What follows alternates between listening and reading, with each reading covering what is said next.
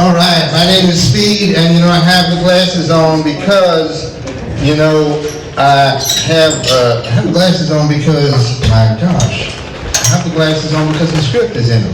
Let's see what we got here now. All right? Let loose the blast of war, or fill the walls with our English dead. Well, you could do your laundry, my wife, she did the laundry thing, you know what I mean? Anyway, my name is Steve, and I'm a recovering methamphetamine addict. And I'm excited as a possum who believes that he is putting on a purple beret to talk to you about the original Beatniks. Gladys Simon and Jeannie Kincaid. The Beatniks don't like to work. They never have any money. We used to have a name for them back in Owensboro. We called them relatives. The Beatniks are a very creative bunch. You have poets, comedy writers, so forth and so on, stock clerks. Somebody's got to pay the check. Thank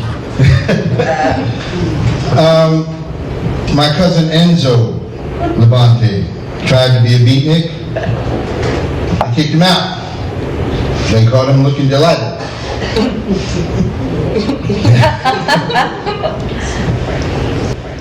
The Beatniks got the guy that goes to the window in the morning and looks in.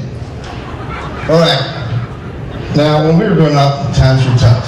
My mama, Connie Labonte, used to wash my clothes, my little baby diabetes suit,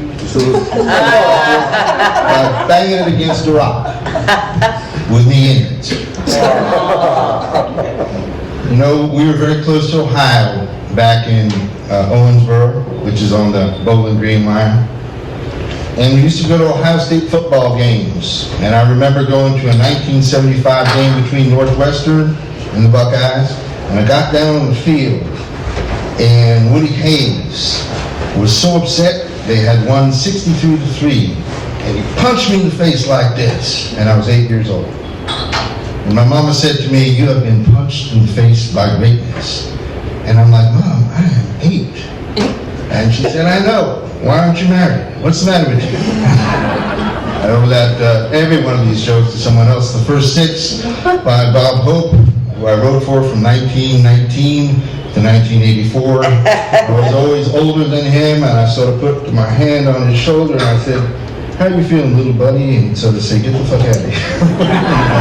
But I will tell you this, we always had cool race car names when we were growing up.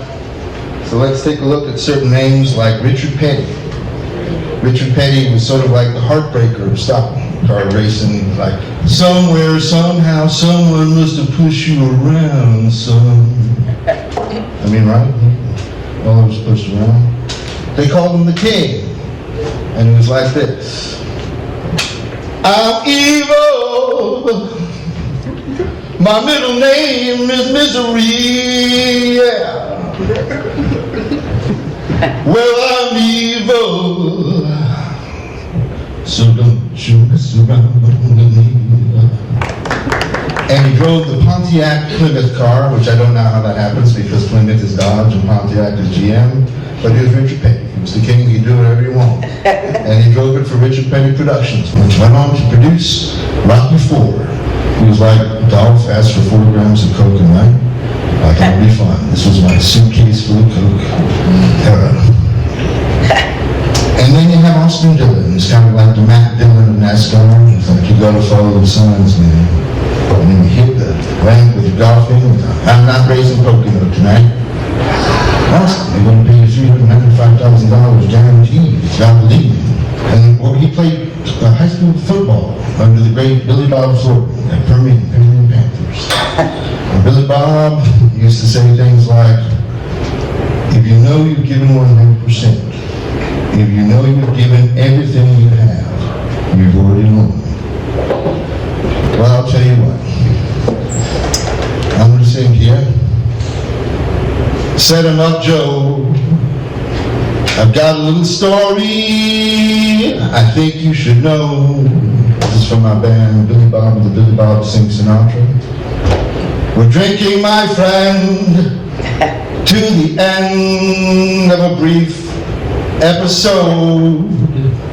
So make it one for my baby and one more for the road. It's long, it's long. Thank y'all so much. Good night.